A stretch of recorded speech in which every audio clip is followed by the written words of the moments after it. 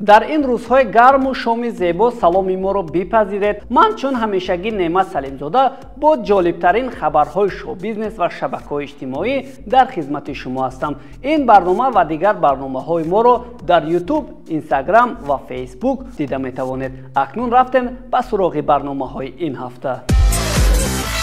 дирӯз дар Ливерпул озмуни байналмилалии Евровидение 2023 ҷамъбаст шуд. дар ин озмуни имсола 26 намояндаи давлатҳо иштирок доштанд. Албатта мо дар барномаи гузашта оид ба тахминҳо ва пешгӯиҳо оид ба ғолибони озмун гуфтем ва дуруст ҳам баромад. яъне Лорен бо суруди тату аз Шветсия баранда гардид. Аслан ҳакамон ба ӯ 340 балл доданд ки ба ҷои сеюм гузашта буд, вале 243 баллро аз ҳисоби мухлисон гирифта ба ҷои якум гузашт. мисли тахмини кардаамон Финландия бо 526 балл дар ҷои дуюм ва Изроил дар ҷои сеюм қарор гирифтанд. бояд гуфт ки ин бори дуюм аст ки Лорен кишварашро ғолиби озмун мекунад. аз ин пеш дар соли 2012 низ онҳо пирӯз шуда буданд, вале дар умум то имрӯз Шветсия 7 маротиба пирӯзи озмун шудааст. тибқи шарти озмун акнун бояд Евровидение 2024 дар Шветсия шавад, вале дар соли гузашта Украина ҷои аввал гирифту озмун дар кишвари ғолиби ҷои дуюм баргузор гашт. чунин ҳолат дар таърихи 67 солаи озмун борҳо ҳам рух додааст. масалан Англия агар 5 маротиба пирӯз шуда бошад дар озмун, вале 9 маротиба мизбон гардида буд. ҳафтаҳои гузашта дар Тоҷикистони мо низ ҷашнвораи театрҳои касбӣ Парасту 2023 ҷамъбаст гардид.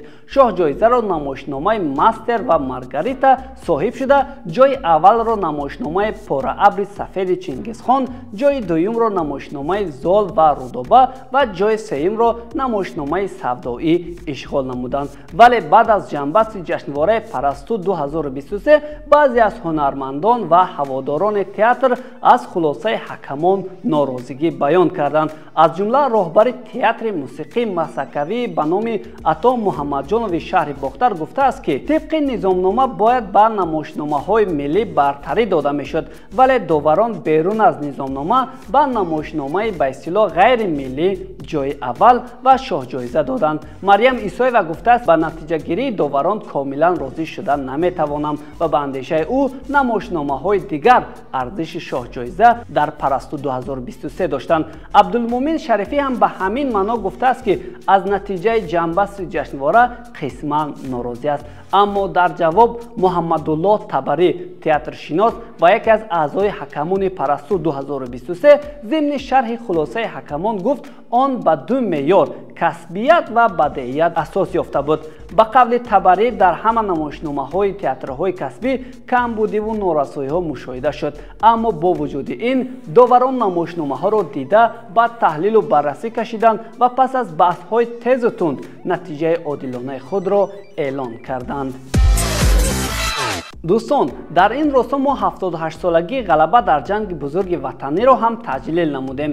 тибқи омор ҳоло дар ҳудуди Тоҷикистон беш аз 35 иштирокчии ҷанг дар қайди ҳаёт буда, аз онҳо 11 нафарашон дар ҳудуди вилояти Суғд давлати Пирӣ меронанд. дар он шабу рӯзи ҷашнӣ дар гурӯҳҳои тоҷикии Facebook мо навори ҷолиберо дидем.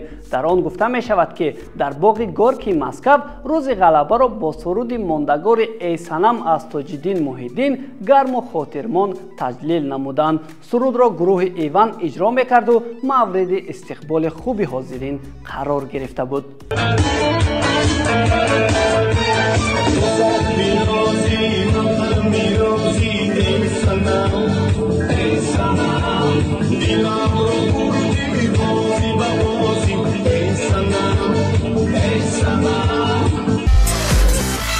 чанд рӯз пеш овозаҳо дар бозори китоби Амрико паҳн шуд ки дар ин тобистон гурӯҳи номии BTS оид ба худ китоб чоп мекунад.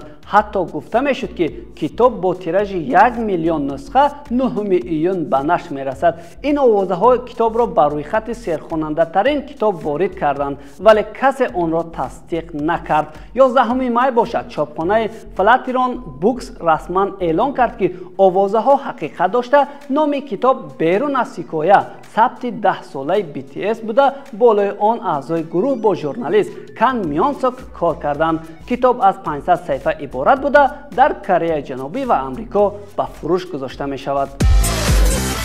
қаҳрамони филми номдори дуздони баҳри кариб ҷонни деп то чанд вақти охир моҷарои судӣ бо ҳамсари собиқаш Эмбер Херд дошт.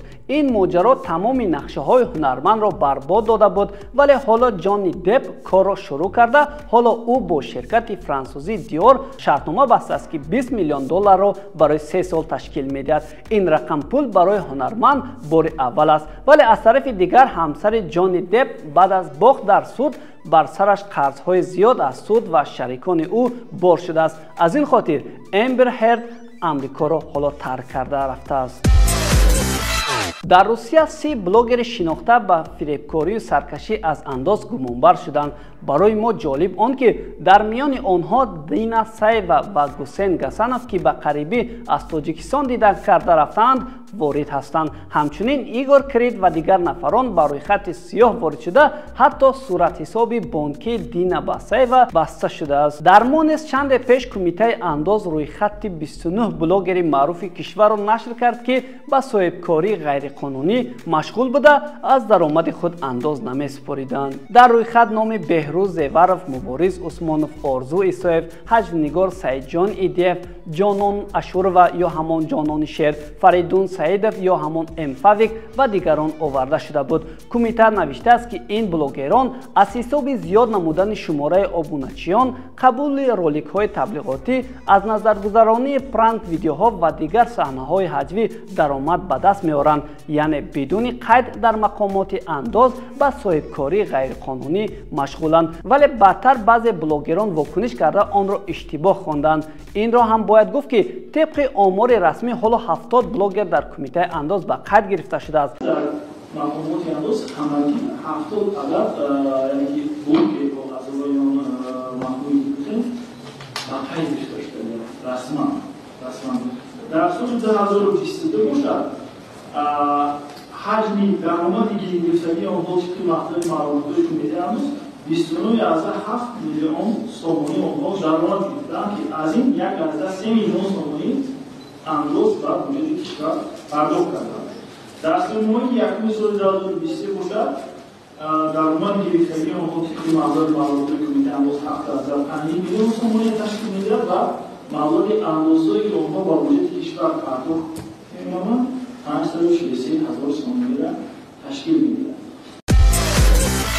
чанде пеш театр студияи Хандинкамон 20-солагии худро таҷлил намуд. барои шахсан ман ҳоло Хандинкамон мисли пештара ҷаззоб нест, зеро ман аз дидани ҳунарнамоиҳои Сулаймон Саидғозиев, Анис Ғоибов ва дигарон лаззат мебурдам. сабаби омаду рафти ҳунармандон ва умуман васи имрӯзаи гурӯҳро Муқимҷон Абдулфаттоев дар як мусоҳиба шарҳ дод. ӯ мегӯяд Сулаймонҷон дар беморхонаи Исфара кор мекарду Мирзо Умар Мирзо Ахмедов дар баробари фаъолият дар театр дар бозор ҳам савдо мекард, вале ҳоло Анис барои кор ба Англия рафта, Сулаймон низ дар хориҷа аст. бо вуҷуди ҳама ин ҳеҷ гоҳ масъалаи барҳам хӯрдан ё пароканда шудани театр студияи Хандинкамон ба миён наомадааст.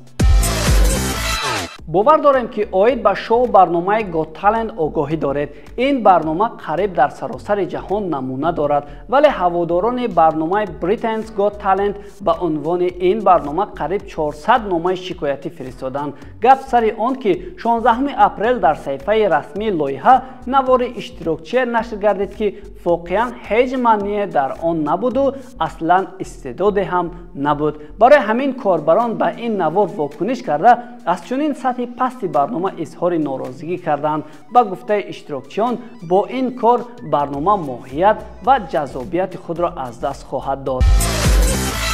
як ҷавони тоҷик дар инстаграми худ навореро пахш кард ки дар кӯча бо Дана Вайт президенти UFC вохӯрда гуфтааст ки онҳо интизори рақобати навбатии Нурулло Алиев ҳастанд. аз ин пеш ҳам варзишгари тоҷик дар саҳифаи инстаграми худ ба роҳбарияти ташкилоти мазкур муроҷиат карда навишт ки замону макони муҳорибаи навбатиашро интизор аст. аз ин муроҷиати ӯ фаҳмида мешавад ки Нурулло Алиев мехоҳад дар соли ҷорӣ боз 2 маротибаи дигар муҳориба доир намояд. дӯстон, биёед дар бораи даромад ва хароҷоти Нурулло аз аввалин рақобаташ дар UFC дар барномаи оянда гуфта мегузарем.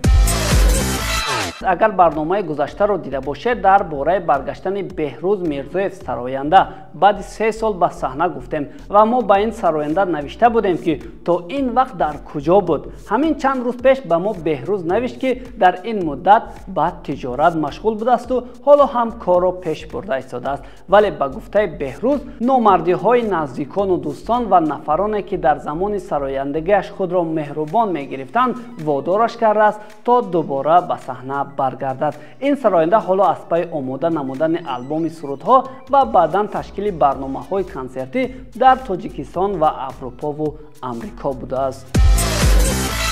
ҳамаи мо шоҳидем ки Фараҳноз Шарафова ба наздикӣ суруди «Ишқи туро» бо оҳангу сабки ҳиндӣ сароида буд. Ин суруд дар шабакаҳои иҷтимоӣ хуб паҳн шуд. Масалан, дар Инстаграм ба ин суруд беш аз 600 рил сабт шудасту худи онро беш аз 400 000 диданд. Вале ҳамаи мо медонем ки оҳанги он аз суруди ҳиндии машҳури «Мани ке» бо номи «Шукри Худо» гирифта шудасту бо он оҳанг беш аз 1 миллион рил эҷод шудааст.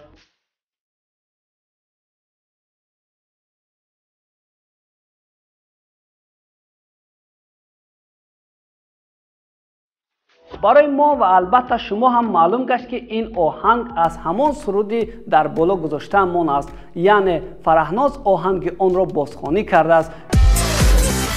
дӯстон, дар шароити имрӯза кору ширкати шумо бидуни таблиғ пеш рафтанаш ғайриимкон аст. Вале мо масъулини барномаи Каменчо ба шумо имкон медиҳем ки худро таблиғ намоед. Барои ҳамин агар мехоҳед ки бо мо ҳамкорӣ намоед, бо мо дар тамос шавед. Мо дар телевизион, дар YouTube, Instagram ва Facebook шуморо муаррифӣ хоҳем кард. ҳамин тавр дӯстон, ин барномаи мо нест ба анҷом расид ва ба ҳар яки шумо таманнои зиндагии шоду хуррам ва рӯзҳои некро таманно дорем. То дидан хайр.